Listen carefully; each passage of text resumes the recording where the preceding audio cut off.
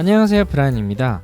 이번 영상에서는 옵시디언의 꽃이라고 할 수 있는 다양한 데이터베이스 그리고 테이블과 관련된 플러그인들에 대해서 알아보고 그리고 그 사용법에 대해서 구체적으로 한번 알아보도록 하겠습니다. 이번 영상을 만든 이유는 노션의 꽃이라고 할 수 있는 데이터베이스 기능이 옵시디언의 데이터뷰 그리고 db 폴더라는 기능을 이용을 하면 노션에 못지않게 데이터베이스를 잘 활용할 수 있거든요. 물론 이 노션과 옵시디언의 데이터뷰 그리고 데이터베이스의 기능이 다소 차이가 있긴 하지만 실제 이번 영상에서 어떻게 다르고 장단점이 뭔지 그리고 옵시디언의 특장점이 뭔지에 대해서 데이터베이스 위주로 한번 구체적으로 비교를 해보고 또 시연을 해보도록 하겠습니다. 여러분들이 이번 영상을 보고 나면 옵시디언의 매우 강력한 무기라고 할 수 있는 데이터뷰 그리고 db 폴더 기능을 마스터까진 아니지만 어느 정도 내가 원하는 데이터베이스를 정의를 하고 제대로 활용을 하실 수 있도록 여러분들께 이번 영상을 통해서 알려드릴 예정입니다. 그럼 시작하겠습니다. 네, 최근 영상들과 비슷하게 제가 설명할 수 있도록 이렇게 미리 목차를 짜왔고요. 이 목차도 보면은 매우 구체적으로 짰어요. 특히 데이터뷰 같은 경우는 매우 중요한 플러그인이기 때문에 거의 필수처럼 여겨지는 플러그인이기 때문에 엄청 구체적으로 그리고 쉽게 설명할 수 있도록 해놨고, 그리고 db 폴더 같은 경우에도 노션 db처럼 더욱더 훨씬 더 잘 활용할 수 있는 플러그인이지만 아직 잘 안 알려져 있어서 db 폴더 기능도 알려드리도록 하겠습니다. 그러면 최근에 업데이트된 옵시디언의 프로퍼티 기능을 먼저 보여드리고 싶은데, 원래는 옵시디언에서 어떤 특정 노트 또는 메모에 대해서 다양한 속성을 부여를 하기 위해서는 직접 작성을 해야 된다는 약간의 번거로움이 있었습니다. 물론 익숙해지면은 생각보다 그렇게 불편하진 않은데 처음을 사용하시는 분들은 매우 불편했을 것 같아요. 원래 했던 방식은 여기 파일을 새로 만들고 하이픈을 3개 넣으면은 여기에 어떤 공간이 생깁니다. 이게 YAML front matter이라는 어떤 마크다운에 존재하고 마크다운에 그 메모나 파일에 대한 속성을 부여할 수 있는 어떤 하나의 문법이라고 보시면 되는데요. 여기다가 직접 key 1은 value 1, date 1은 2023 1001 그리고 다중 속성 같은 경우는 예를 들어서 multi key 1 value 1 value 2 value 3 이렇게 직접 내가 치면서 속성을 부여를 했어야 됐거든요. 그리고 이따가 알려드릴 데이터 뷰를 간단하게 시연을 하는 건데, 원래 같은 경우에는 이렇게 직접 파일 속성을 정의를 한 다음에 내가 이렇게 데이터 뷰 쿼리를 쳐야만 이렇게 확인을 할 수가 있었어요. 그런데 프로퍼티 기능이 도입이 되면서 이 파일에 대한 하나하나 속성을 입력할 필요 없이 여기서 노션처럼 직접적으로 추가하고 수정하고 할 수 있게 되었습니다. 지금 보이는 볼트는 제가 실제로 이따가 시연을 해드릴 때 만든 더미 데이터인데요. 하여튼 여기서 내가 속성을 추가하고 싶다고 하면은 여기 위에다가 hello라는 속성을 추가를 하고 그리고 1, 2, 3을 추가를 해서 이렇게 쉽게 프로퍼티를 관리를 할 수가 있고, 그리고 이거를 소스 모드로 바꾸면은 이거 그대로도 수정이 가능했었습니다. 보시다시피 옵시디언의 속성 관련된 기능들이 원래는 불편했지만 최근에 프로퍼티 기능 1.4 업데이트로 매우 편리해졌는데요. 그럼 이것을 제대로 활용을 하려면 우리가 데이터베이스를 통해서 이 데이터들을 한 번에 보고 그리고 조회를 할 수 있어야 되겠죠. 옵시디언에서도 그런 데이터베이스와 테이블 관련된 플러그인들이 있고 노션과 비슷하게 또는 더 강력하게 이용할 수 있는 그런 것들이 있습니다. 먼저 노션 데이터베이스와 비슷한 플러그인들을 2개를 소개를 드릴 거고, 오늘 이 2개에 대해서 또 설명을 직접 드릴 것이기도 합니다. 일단은 옵시디언의 데이터뷰라는 플러그인이 있어요. 이거는 이 데이터뷰 플러그인이 실제로는 이 마이클 브레넌이라는 사람이 만들었는데, 이 플러그인이 커뮤니티 플러그인이에요. 거의 필수 플러그인이 아니라는 의미죠. 그런데 거의 필수 플러그인처럼 이미 그 위상을 많이 떨치고 있는 것 같습니다. 옵시디언 내 자체 문법에는 적용이 되지 않지만 필수 플러그인이라고 할 수 있는 엑스칼리드러나 또는 칸반이나 아니면 템플레터와 같은 다른 필수라고 여겨질 수 있는 플러그인들과 서로 호환이 되기 때문에 거의 필수 플러그인처럼 코어 플러그인처럼 되어 있다라고 보시면 되고요. 그리고 이 DB 폴더 같은 경우는 사람들이 많이 사용을 하진 않는데 조금 더 노션의 데이터베이스와 좀 형태적으로 같아서 데이터베이스에 익숙하신 분들은 조금 더 편리하게 이용할 수 있는 플러그인이라고 보시면 될 것 같습니다. 그러나 최근에 노션의 포뮬라 2.0 그리고 데이터베이스 기능이 많이 강화가 됐는데 최근에 업데이트된 노션의 데이터베이스 기능까지 다 따라올 수 있는 건 아니지만 기본 노션 데이터베이스 기능만 필요하신 분, 그냥 릴레이션이나 롤러 같은 것도 쓰시고 싶고, 그리고 데이터베이스를 내가 정의를 그때그때 하지 않고 볼트 전체를 데이터베이스로 활용을 하고 싶으신 분들에게 매우 좋은 선택이라고 생각이 됩니다. 그리고 노션에서도 일반 테이블을 만들 수가 있죠. 마크다운 테이블처럼 노션에서도 그냥 일반 테이블을 만들 수가 있는데 편리하게 만드는 기능 중에서 어드밴스 테이블이랑 데이터룸이라는 것이 있어요. 어드밴스 테이블 같은 경우는 그냥 마크다운으로 직접적으로 작성을 하는 건데 이거를 조금 더 편리하게 만들어 줄 수 있는 그런 부가적인 기능이 있는 것이고 이번 영상에서는 깊게 다루진 않을 예정입니다. 그리고 데이터룸이라는 것도 있어요. 원래는 다른 이름으로 있었는데 위버라는 기능이 있었는데 최근에 이름이 업데이트된 걸로 알고 있습니다. 지금 이것만 보셔도 뭔가 노션의 데이터베이스 기능처럼 활용을 할 수가 있는데 이거는 단점이 기존에 있는 내 노트들을 가지고 오는 것이 아니라 새로운 테이블을 정의를 해가지고 데이터를 관리를 하는 것이거든요. 그래서 제가 봤을 때는 노션의 데이터베이스 기능처럼 이용은 할 수 있는데 기존에 있는 나의 노트들 그리고 노트들 안에 있는 다양한 속성들을 가지고 와가지고 관리를 하기에는 조금 어렵다라고 생각을 하고 있어서 만약에 노션의 데이터베이스 좀 그런 기능처럼 활용을 하고 싶다고 하시면 이 DB 폴더를 좀 더 활용을 하시는 것을 추천을 드립니다. 그리고 각 플러그인별로 이런 도큐멘테이션도 제공을 하고 있으니까 만약에 더 구체적으로 듣고 싶다라고 하시면은 이 데이터뷰랑 DB 폴더 도큐멘테이션에 가셔서 직접 공부를 하시면 되겠습니다. 그러면 옵시디언 데이터뷰 그리고 노션의 데이터베이스를 한번 비교를 해볼 것인데요. 제가 비교 포인트로 5개의 포인트를 가지고 와서 한번 비교를 해봤어요. 먼저 옵시디언 같은 경우에는 이 데이터베이스의 범위가 옵시디언 볼트 전체입니다. 이것이 무슨 말이냐? 이게 최근에 제가 이사한 옵시디언 볼트인데요. 어디에 노트가 있던지 간에 내가 그때그때 데이터베이스를 정의를 해가지고 바로바로 데이터베이스를 정의를 할 수가 있습니다. 데이터베이스라는 것 자체가 없어요. 내가 만약에 특정 폴더를 지정을 해서 데이터베이스로 만들고 확인을 하고 싶으면은 그 폴더가 그때 즉석 데이터베이스가 되는 겁니다. 그러나 노션의 경우에는 데이터베이스를 하나 별도로 생성을 하면은 그 데이터베이스별로 분리가 돼 있어서 데이터베이스별로 사일로가 있다라고 저는 생각을 하고 있습니다. 실제로 노션 데이터베이스를 하나 만들어서 그 데이터베이스를 엑스포트하고 그 노션 데이터베이스 안에 있는 구조를 보면은 그 데이터베이스가 하나의 폴더로 존재를 하는데 그 마크다운 파일들 뿐만 아니라 어느 CSV 파일, 데이터베이스 파일도 하나 같이 딸려오는 걸 볼 수 있거든요. 그러니까 노션은 데이터베이스를 만들 때부터 어떤 엑셀이나 CSV 파일 같은 걸로 그 데이터베이스를 관리하고 있다는 겁니다. 그래서 노션 같은 경우는 내가 데이터베이스를 어떻게 만들지 처음부터 그 목적을 생각을 해서 정의를 하고 그 스키마도 정리를 해야 되죠. 근데 옵시디언은 그럴 필요가 없습니다. 내가 일단은 노트를 엄청나게 많이 만들어 놓고 내가 데이터베이스가 필요해 하면은 그때그때 만들어서 사용을 하실 수가 있습니다. 두 번째로는 데이터베이스의 생성과 관련된 것인데요. 이거는 방금 설명한 것과 좀 비슷합니다. 데이터뷰라는 것을 통해서 데이터베이스를 직접 생성이 가능한데 노션 같은 경우는 별도로 생성을 해서 사일로가 존재하기 마련이죠. 근데 세 번째 비교 포인트로 제가 데이터베이스 관리라고 여기 해놨는데요. 옵시디언 같은 경우는 이 데이터들을 별도로 수정을 해야 된다라는 좀 번거로움이 있습니다. 여기서 어려움이라고 해놨는데 어려움보다는 번거로움이 맞을 것 같아요. 노션 데이터베이스 같은 경우는 데이터베이스를 한번 정의를 해놓고 한눈에 보기 좋게 나의 모든 노트들하고 파일들을 보면서 나의 속성들을 한 번에 관리를 할 수가 있어요.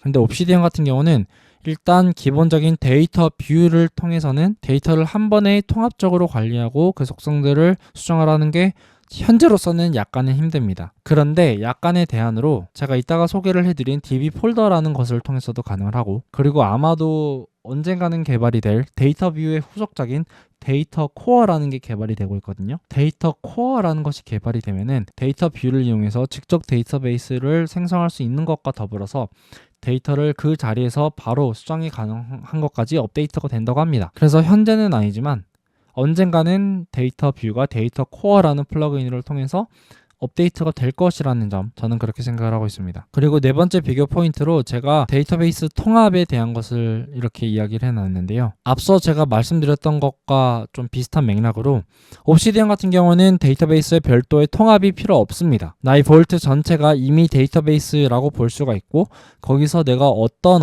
폴더, 어떤 태그를 통해서 데이터베이스를 구현을 할 것인지 그 자리에서 바로 정의가 가능해요. 그리고 만약에 내가 데이터들을 통합을 하고 싶다고 하면은 바로바로 내가 원하는 파일들을 선택을 해서 특정 폴더로 이동을 해주면은 그냥 일종의 데이터베이스를 그 자리에서 바로 데이터베이스를 통합을 시키는 거나 마찬가지입니다. 그런데 노션 데이터베이스 같은 경우에는 통합을 시키려면은 마스터 데이터베이스라는 것 같은 것을 만들어서 한 데이터베이스에 다 때려 박던지, 아니면은 뭐 관계형 데이터베이스 같은 것을 통해서 통합까지는 아니지만 연결을 시킬 수 있죠. 그런데 한번 데이터베이스를 만들어 놓으면은 새로 만들어서 통합시키는 게 생각보다 쉽지가 않습니다.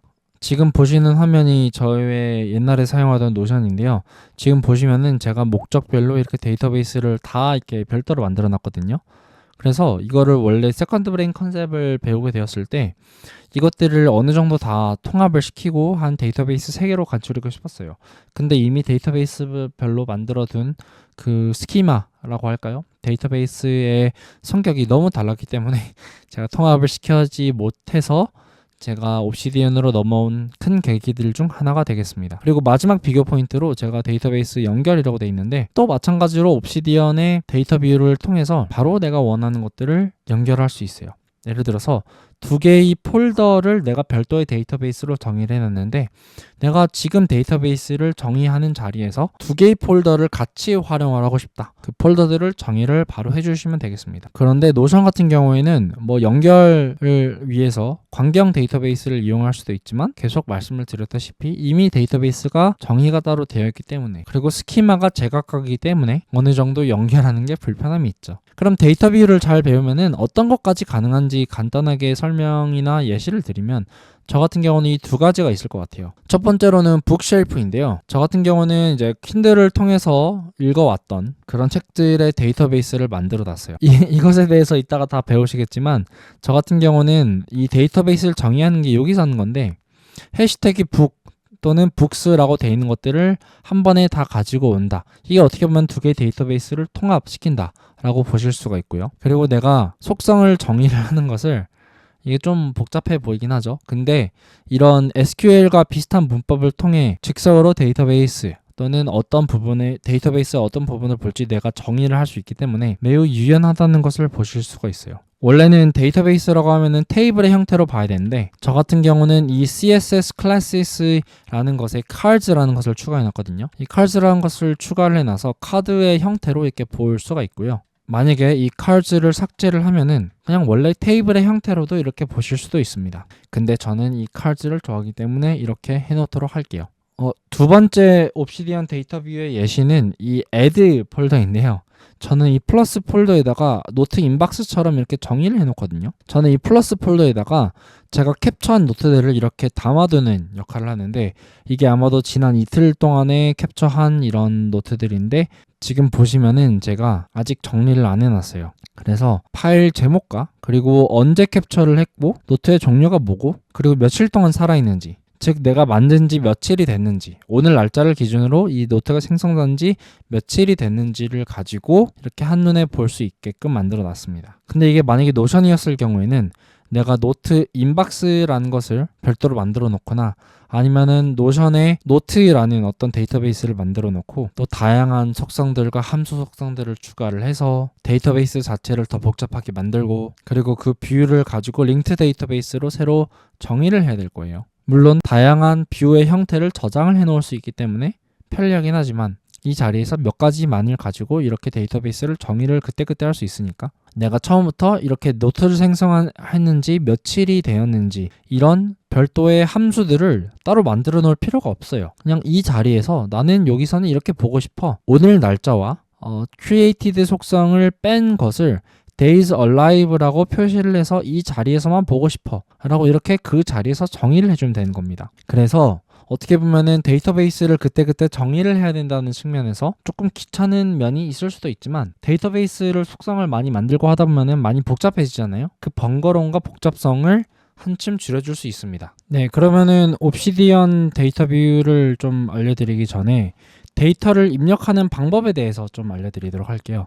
옵시디언에서 데이터를 입력하는 방법은 여러 가지가 있습니다. 일단은 첫 번째로는 직접 명시하는 방법이 있어요. 아까 그 프로퍼티에서 제가 시연을 하면서 보여드렸다시피 옵시디언 데이터 뷰에서 YAML 프론트 메터를 통해서도 할 수 있는데 이 인라인 데이터라는 것도 있어요. 이 인라인 데이터라는 것은 나의 프론트 메터에 입력하는 것이 아니고 내 노트 내에 그 노트에 대한 메타데이터를 입력해 줄 수 있는 것이거든요. 입력하는 방법이 여러 가지가 있는데 내가 그냥 새로운 문단에서 property라는 어떤 속성을 만들고 싶다. 이러면 그냥 입력을 하신 다음에 더블 콜론을 넣으시면 돼요. property value라고 하면은 이 파일에서 추가적으로 프론트 메터가 입력이 되는 겁니다. 이게 인라인이라는 거예요. 프론트 메터가 있는 것이 아니라 옵시디언의 라인 안에 인라인으로 입력이 된다라는 의미입니다. 근데 내가 이게 입력하고 싶은 게 이렇게 새로운 문단에서 작성을 하는 것이 아닌 문장 한 중간에 입력을 하고 싶을 때가 있을 수가 있거든요. 그럴 때는 this is a sentence 한 다음에 대괄호를 한 다음에 property1 value 이렇게 입력을 하면은 내가 이 문장과 관련돼서 어떤 프로퍼티를 정의를 할 수가 있어요. 잘 적용이 됐는지 한번 이 자리에서 확인을 한번 해볼게요. 이따가 저희가 다 배울 것이긴 하지만 table property 1 그리고 where file.name equals this.file.name 이따가 배울 거긴 한데 이게 무슨 말이냐, 테이블 형태로 보여주는데 property 1하고 property 2를 보여주고 그리고 파일 네임이 지금 이 파일에 있는 이름과 같은 거를 보고 싶으면은 보여달라라는 건데 지금 보시면은 이 property랑 property 1이라는 게 이 파일에 이 인라인으로 정의가 됐는데 지금 이렇게 조회가 되시는 걸 보실 수가 있죠. 이게 인라인이라는 겁니다. 그리고 인라인의 장점은 이 프로퍼티 자체에다가 뭐 밑줄을 쳐도 뭐 아이탈릭스를 해도 밑줄을 쳐도 그리고 이렇게 볼드를 해도 이 프로퍼티가 그대로 인지가 된다는 게 매우 좋아요. 근데 이 인라인 프로퍼티라는 것이 되게 많은 플러그인에서 같이 활용을 하고 있거든요. 엑스칼리 드로우에서도 마찬가지고 엑스칼리 브레인에서도 활용을 하고 있는데 이 인라인 프로퍼티 자체가 원래는 옵시디언의 고유한 문법은 아니에요. 근데 거의 고유의 문법 수준으로 활용이 되고 있습니다. 그리고 하나 재밌는 것들 중 하나가 인라인 프로퍼티 중에서 내가 어느 특정 내가 원하는 위치에다가 이 파일에 있는 프로퍼티를 내가 보여줄 수도 있거든요. 예를 들어서 제가 그냥 property 1 value is 라고 하면서 여기다가 이 property 1 value를 가지고 오고 싶어요. 그러면은 코드를 만들고 여기다가 equal this property 1이라고 하면은 이 파일에 대한 property 1의 value를 가지고 온다 라고 얘가 인지를 하고 있어 가지고 이렇게 표시를 하실 수도 있습니다. 볼드 한번 해볼까요? 볼드도 되네요. 이렇게 또 밸류가 따로 있어서 내가 여기에다가 그 밸류를 표시를 하고 싶으면은 이렇게도 인라인으로 표시가 가능합니다. 그리고 각 파일마다도 자동으로 내가 메타데이터를 입력을 하지 않더라도 자동으로 달라붙는 메타데이터들이 있어요. 이것은 파일 아까 보여드렸다시피 file.머시기라고 하면은 자동으로 메타데이터가 입력되는 것이 있는데 이거 한번 종류를 볼게요. file.name라고 하면은 옵시디언의 파일 이름, 폴더 패스, 뭐 파일 종류, 익스텐션, 링크, 사이즈, 뭐 ctime, 뭐 이런 것들이 있거든요. 얘는 내가 파일에 메타데이터를 입력을 하지 않더라도 파일을 만드는 것만으로도 저장이 되는 것들이에요. 이것들은 보시고 활용을 하시면 되겠습니다. 제가 가끔씩은 활용하는 것이 file.inlink, file.outlink 이거를 자주 활용을 하거든요. 제가 아까 보여드렸다시피 여기다가 equal file.inlinks라고 할게요. inlinks라고 하면은 얘를 언급한 애들라고 하면은 없어요. 근데 file.outlinks라고 하면은 이 파일에서 언급한 애들이 없네요. 여기다가 this를 넣어야 되네요. 생각해보니까. 그래서 this.file.outlinks 이 파일에 대한 아웃링크를 가지고 와라 라고 하면 이렇게 모아주거든요. 이렇게도 활용이 가능합니다. 그리고 데이터를 필터링하는 방법이 데이터 뷰에선 두 가지가 있어요. 먼저 데이터 쿼리 랭귀지, 제가 오늘 대부분 알려드릴 내용이고 여러분들은 여기까지만 아시면 됩니다.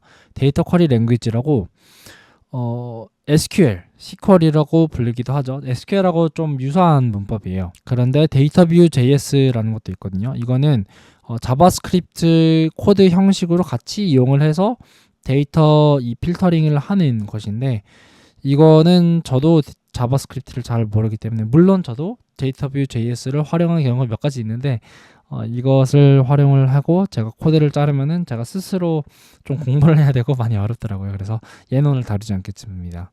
웬만한 것들은 이 데이터 쿼리 랭귀지를 통해서 배워 가실 수가 있을 거예요. 그러면 이제 본격적으로 옵시디언의 데이터 뷰에 대해서 알아보도록 하겠습니다. 제가 이 쿼리에 대해서 어려워 보이지만 이것을 다 그러면 이제 본격적으로 옵시디언의 데이터 뷰에 대해서 알아보도록 하겠습니다. 제가 이 쿼리에 대해서 어려워 보이지만 이것을 다 배울 수 있도록 이렇게 저만의 목차를 만들어 놨고, 이것을 어떻게 시연을 드릴 거냐면 이렇게 지금 영상에서 제 머리에 있는 부분이 그 해당 내용과 관련된 것을 매뉴얼을 제가 작성해 놓은 것을 띄워 놓을 것이고, 실제로 오른쪽에는 이 제가 만들어 놓은 더미 데이터베이스를 통해서 직접 시연을 할 겁니다. 일단 검정색이 약간 불편할 수도 있으니까 저는 라이트 모드로 한번 시연을 해 보도록 할게요.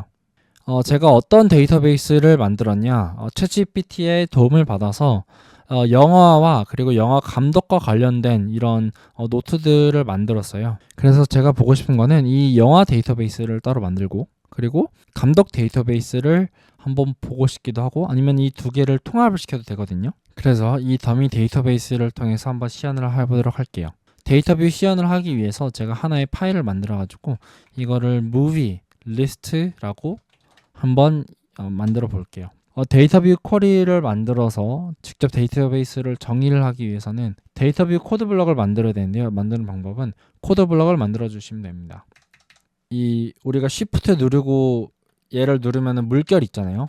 얘 Shift를 누르지 않고 3번 누르면은 이 코드 블럭이 만들어지는데, 여기다가 어떤 언어로 만들 것인지 정의를 할 수가 있는데, 여기다가 데이터뷰라고 적어 주시면 돼요. 데이터뷰의 쿼리의 구조는 이렇게 생각을 하시면 됩니다. 먼저 어떤 형태로 내가 조회를 하고 싶은가, 그리고 어떤 변수들을 포함을 시키고 싶은가, 지금 내가 보고자 하는 데이터베이스는 어떤 변수들을 포함하고 싶은 것인가, 그리고 선택사항으로 그 데이터가 어디서 왔으면 좋겠는가, 즉 특정 폴더 또는 특정 태그를 내가 선택을 할 수가 있고요. 그리고 마지막으로 어떤 조건을 만족했으면 좋겠는가, 그리고 다양한 옵션들도 있습니다. 내가 정렬하고 싶은 건가, 그룹을 하고 싶은 건가, 아니면 상위 몇 개만 표시를 하고 싶은 건가. 구조는 이렇게 되어 있어요. 일단 제일 먼저 보겠습니다. 어떤 형태로 보이고 싶은 건가 라고 한다면은 가능한 게 4가지가 있습니다. 테이블, 리스트, 태스크, 캘린더. 하나하나씩 일단 보여드리도록 할게요. 먼저 테이블이라고 하면은 이런 일반적인 표의 형태로 조회를 하는 것이고요. 리스트 같은 경우에는 그냥 일반적인 이런 블랙 포인트의 형태. 태스크 같은 경우에는 할 일들을, 체크박스들을 검색을 할 수가 있는데, 예를 들어서 제가 이렇게 체크박스를 만들고 헬로라고 해놓으면은 지금 여기에 헬로가 뜨신 걸 볼 수가 있죠. 이걸 또 체크를 하면은 그 해당 페이지에도 없어지고, 이렇게 어떤 페이지에서 온 태스크인지에 대해서도 이렇게 정리를 할 수가 있습니다. 이렇게 그룹 바이라는 것을 넣으면은 내가 어떤 페이지에 있는 태스크인지에 대해서도 이렇게 그룹을 할 수가 있습니다. 이렇게 캘린더 쿼리도 있어요. 캘린더 같은 경우는 내가 이 속성들 중에서 날짜와 관련된 것들을 이렇게 설정을 하면 이렇게 날짜로 보여요. 예를 들어서 이 아바 듀버네이라는 이 영화 감독이 날짜가 오늘이라고 해볼게요. 오늘이라고 이렇게 정의를 해두면은 이 캘린더를 보면은 오늘에 이렇게 점이 나온 게 보이죠. 그 해당 속성과 관련돼서 노트들이 이렇게 있는지 확인을 할 수 있는 그런 형태입니다. 그러면 먼저 내가 어떤 형태로 보고 싶은지를 정의를 해야 되는데, 저 같은 경우는 먼저 테이블이라고 정의를 할게요. 그리고 두 번째로는 내가 어떤 변수들을 포함을 시키고 싶은가, 어떤 변수들을 조회를 하고 싶은가를 정의를 해줘야 되는데, 여기 테이블 옆에다가 콤마로 계속 나열을 하시면 됩니다. 저 같은 경우는 여기에 있는 애들을 다 가지고 와볼게요. name, birth date, nationality, awards won, notable works. 이것들을 다 가지고 왔어요. 그리고 from에 대해서는 이따가 말씀을 드릴 건데 저는 directors라는 폴더 안에 있는 데이터들 중에서 name, birth date, nationality, awards won, 그리고 notable works 이 변수들을 가지고 오고 싶어가지고 이렇게 작성을 해줬고요. 한번 보시면은 이렇게 내가 정의한 대로 데이터들이 표시되는 것을 보실 수가 있습니다. 그런데 내가 여기서 이름은 어차피 파일 이름에 있죠? 이걸 없애고 생년월일 필요 없어요. 국적, 그리고 몇 개의 수상을 했는지, 그리고 유명한 작품들까지 이것만 보고 싶다. 이것만 가져와 볼게요.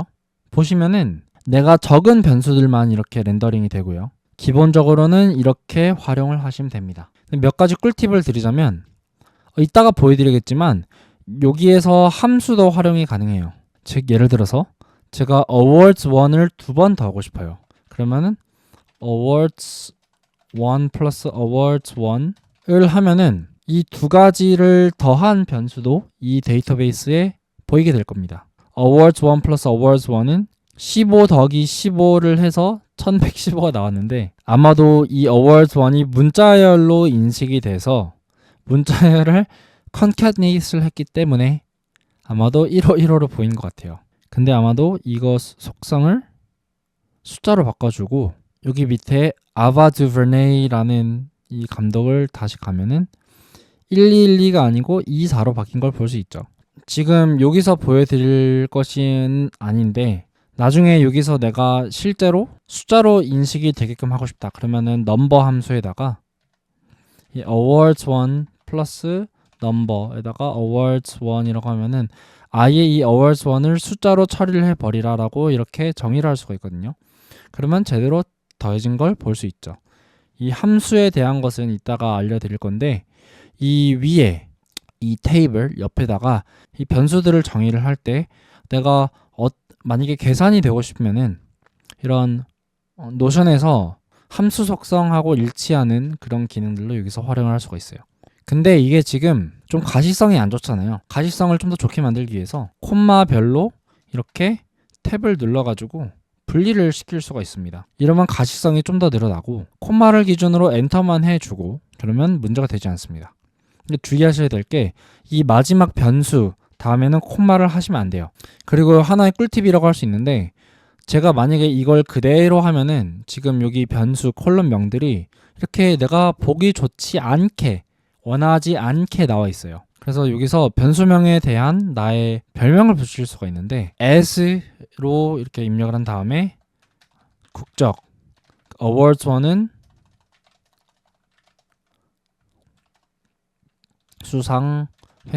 수상 횟수를 2번 더한 거는 딱히 의미 있는 어떤 데이터는 아니지만 수상 횟수 곱하기 2라고 이 자리에서만 별명을 주는 걸로 할게요.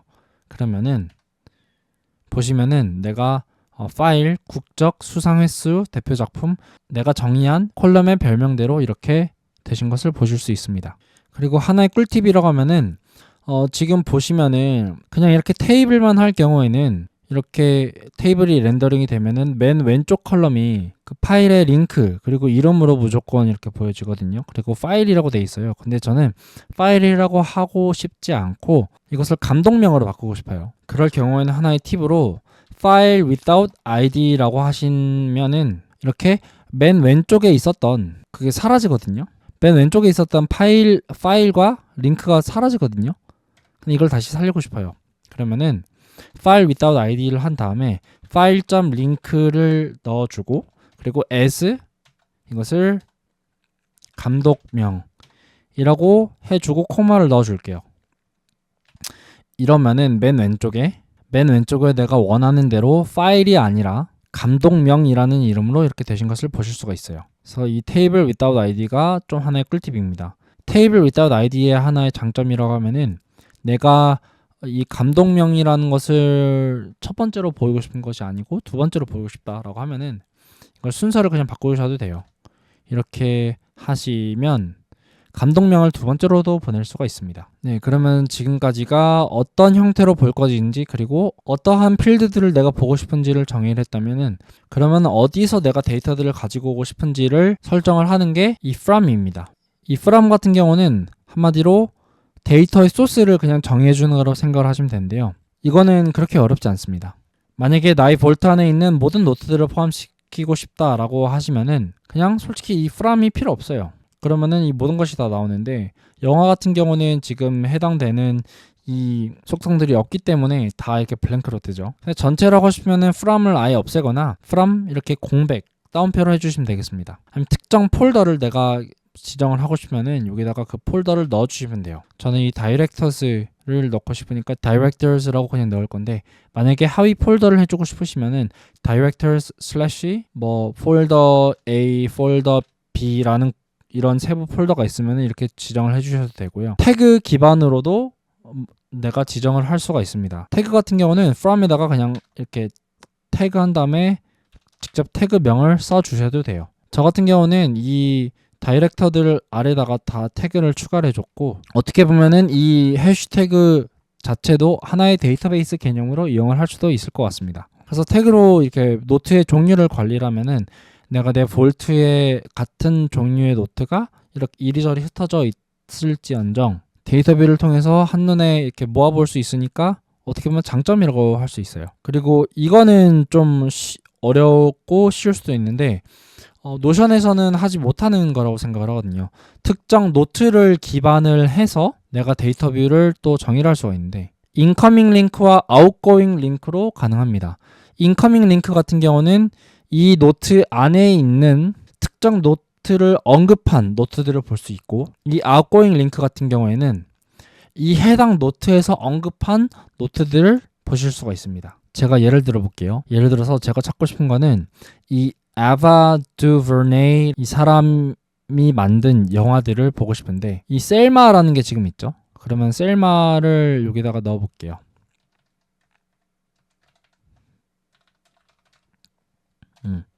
이 셀마를 언급한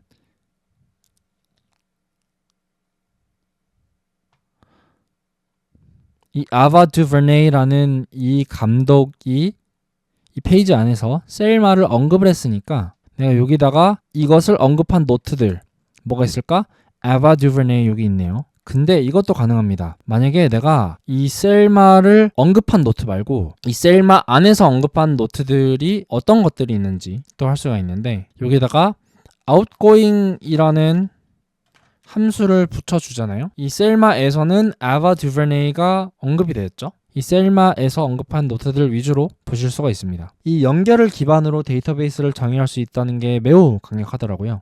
저 같은 경우는 어디에 이용을 했었냐면 제가 석사를 했었을 때 이 학교와 관련된 MOC 페이지를 하나 만들고 싶었어요. 그래서 이렇게 보면은 서브젝트들이 있는데 이 서브젝트 하나 안에 들어가면은 제가 강의 노트를 하나 만들고 그 강의 노트에서 이 과목을 언급을 했거든요. 그래서 보시면은 예를 들어서 제가 데이터 사이언스를 위한 머신러닝, 딥러닝을 언급한 애들을 보고 싶은 거였어요. 그래서 실제로 이거 하나의 노트 안에 들어가 볼게요. 서울대 석사했던 노트인데 이게 제 옛날 볼트라서 조금은 느린 것 같습니다. 저 같은 경우는 강의 노트를 만들 때 이렇게 서브젝트로 얘를 언급을 해놨어요.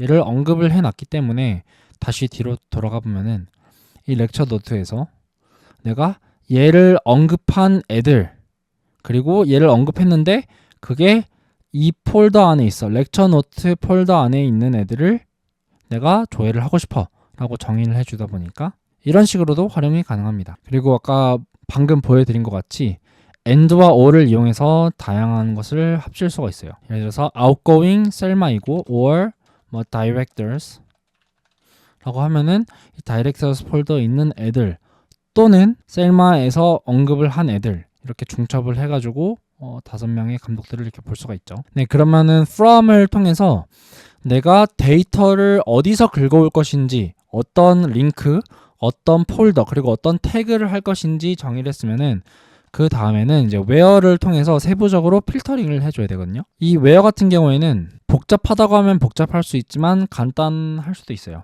이게 약간의 하나의 필터라고 할 거예요. 노션의 필터 기능이라고 보시면 될 것 같고요. 첫 번째로는 필터링을 안 하고 싶으면 그냥 웨어를 안 쓰면 되고요.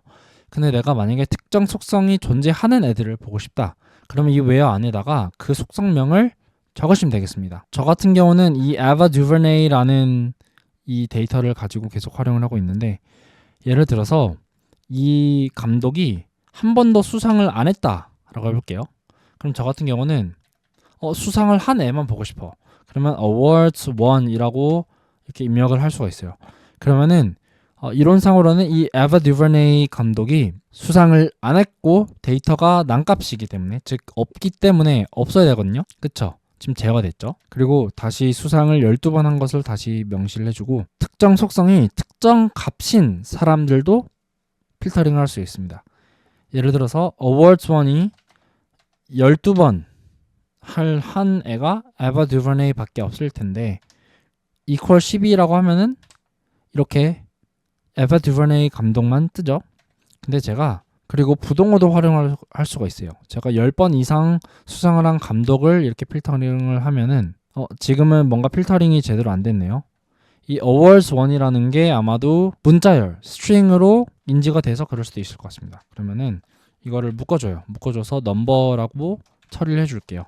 넘버라고 처리를 해주면은 10번 이상을 한 애들은 이 2명밖에 없다. 그러면 10번 이하인 친구들은, 친구가 아니죠, 10번 이하로 수상을 한 감독들은 이렇게 3명이 있다 라는 식으로 볼 수가 있고요. 근데 그럴 수도 있어요. 내가 이거는 특정한 값과 같다, 틀리다 라고 할 수 있는 건데, 내가 특정한 것이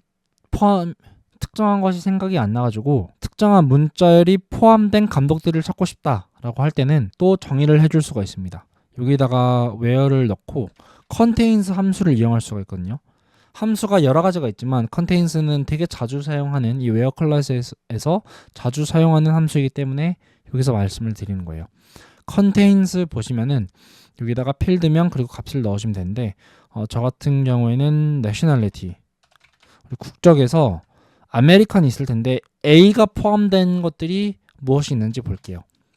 아메리칸이 포함된 작가는, A가 포함된 국적을 가지고 있는 작가는 세 분이네요.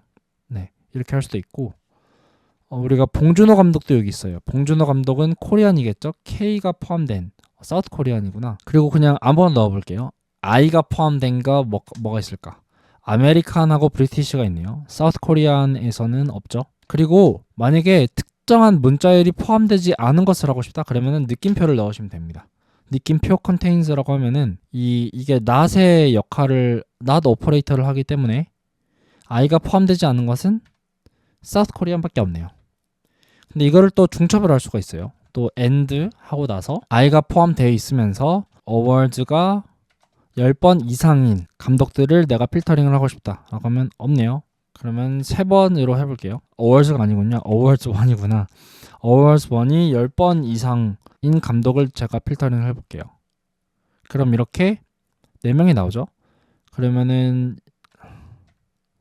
근데 아까 마찬가지로 number로 이렇게 묶어줄게요. number로 묶어주면은 아까 6명인 사람이 필터링이 되었죠. 그리고 이 필터링에서 많이 이용하는 것이 이 날짜 속성이 있거든요. 이거는 아마도 데일리 노트나 이런 것들을 이용하시는 분들은 많이 이용을 하실 거예요. 저 같은 경우도 잘 이용을 하고 있고요. 이거는 좀 어려운데 그래도 날짜 속성에 대해서 제가 알려드리도록 하겠습니다. 이것은 여기 뒤에 고급 연산과 리터럴 부분에서 더 구체적으로 다룰 건데, 간단하게만 이야기하면은 제가 예를 들어서 Ava DuVernay 이 감독이 오늘 태어났다라고 해볼게요. 날짜 속성으로 계산이 되도록 내가 지정을 해주기 위해서는 date 함수 안에다가 그 날짜 속성을 넣어주면 됩니다. 이게 래퍼라고 아마도 불릴 거예요. 이렇게 해주면은 예를 들어서 date가 birthday가 date today랑 같은 것을 이렇게 걸러내는 건데, today가 하나의 리터럴이거든요. 이따가 알려드리겠지만 today라고 date 안에 입력하면 얘가 오늘이라는 것을 인지를 해요. 그러면은 이거를 한번 렌더링을 해볼게요. 렌더링을 해보면은 이렇게 되신 걸 알 수 있죠. 그리고 여기다가 얘가 true로 뜨는지 한번 보기 위해서 얘를 그대로 여기다가 넣어주고 생일 같음이라고 한번 해볼게요. 그러면 true로 뜨죠. 이렇게 확인을 하실 수가 있습니다. 그리고 다양한 옵션들이 있는데 order by, group by, 그리고 limit이 있어요.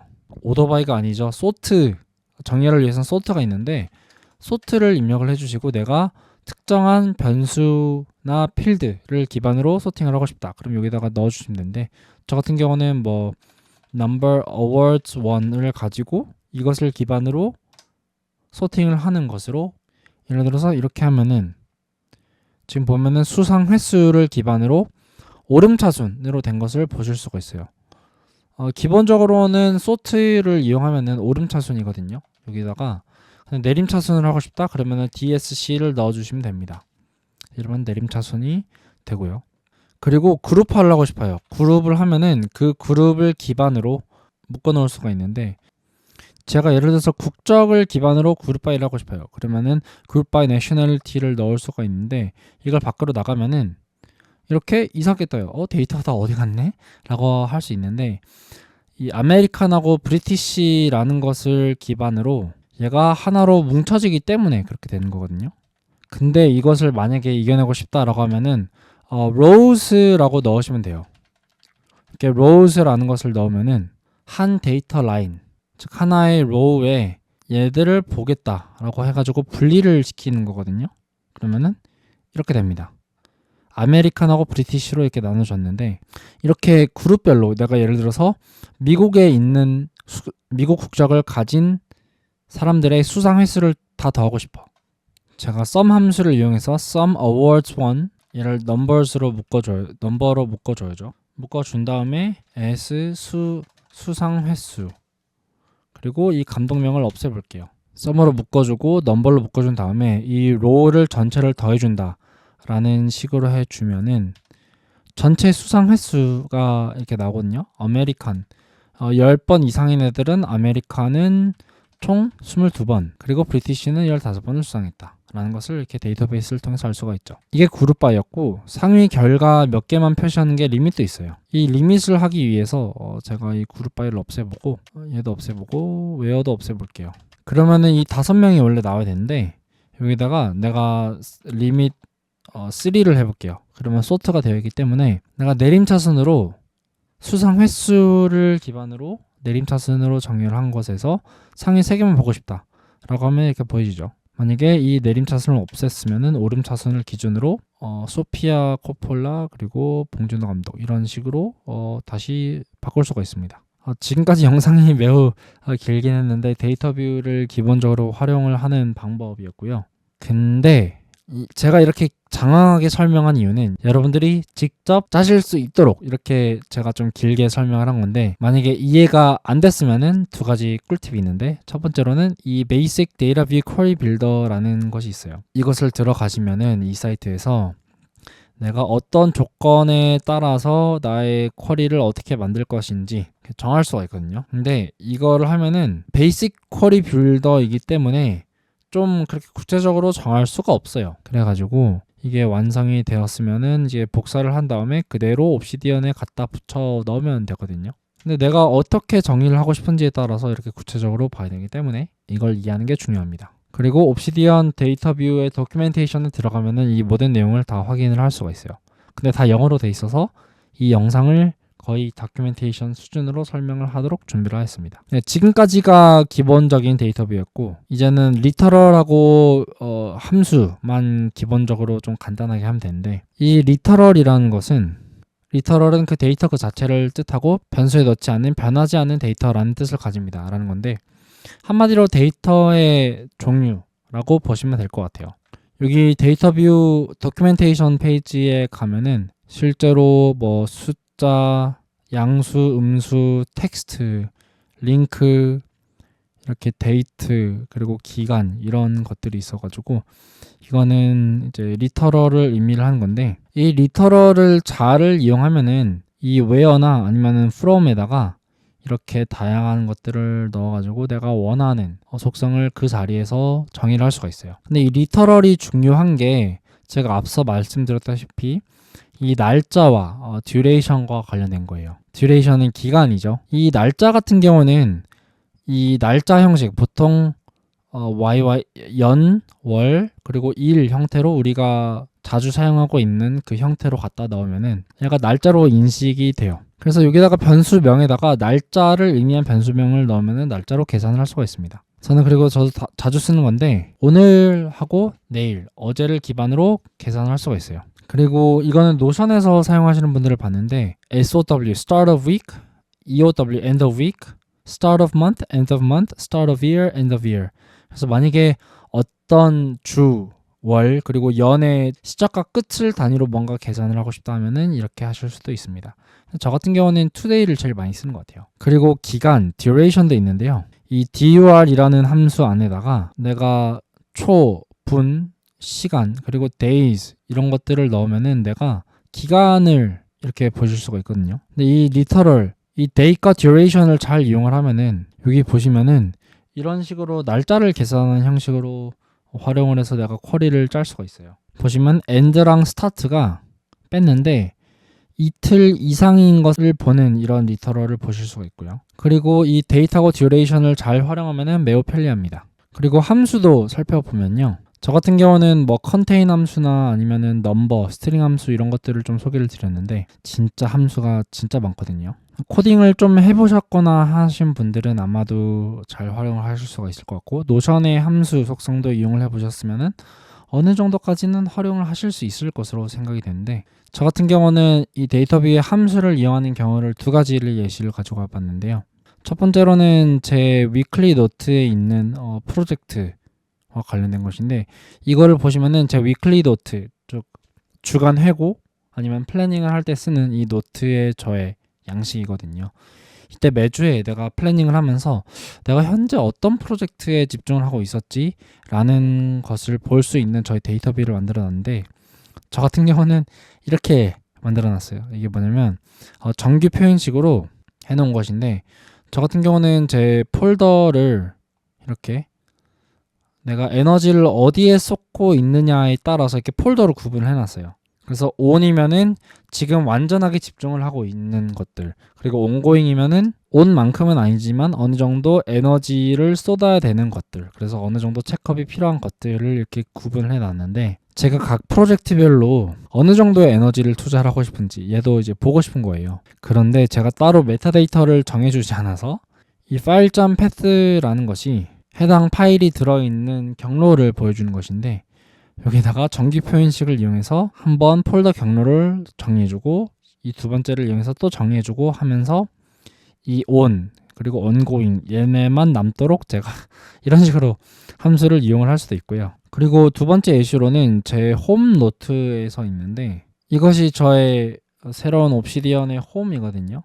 이쁘죠? 이거 만드는데 1시간 걸린 것 같은데 이 캘린더 안에 들어가면은 제 플래너 지금 현재 오늘의 시점에서 저의 연, 분기, 월, 주 그리고 일간 이런 노트들이 관련성 있는 걸로 이렇게 묶어놨거든요. 그런데 이 캘린더를 정리하기 위해서 제가 이런 함수를 많이 썼어요. 지금 보시면은 파일 컨테인 함수도 넣었고 데이트 리터럴도 활용을 했고 그리고 or 그리고 컨테인 함수를 이용해서 이렇게 했고 또 데이트에서 week, year를 이렇게 또 구분하는 것들을 통해서 좀 복잡하게 이렇게 적어놨습니다. 그래서 보시다시피 함수를 잘만 이용하면은 내가 원하는 대로 이렇게 필터링을 할 수가 있어요.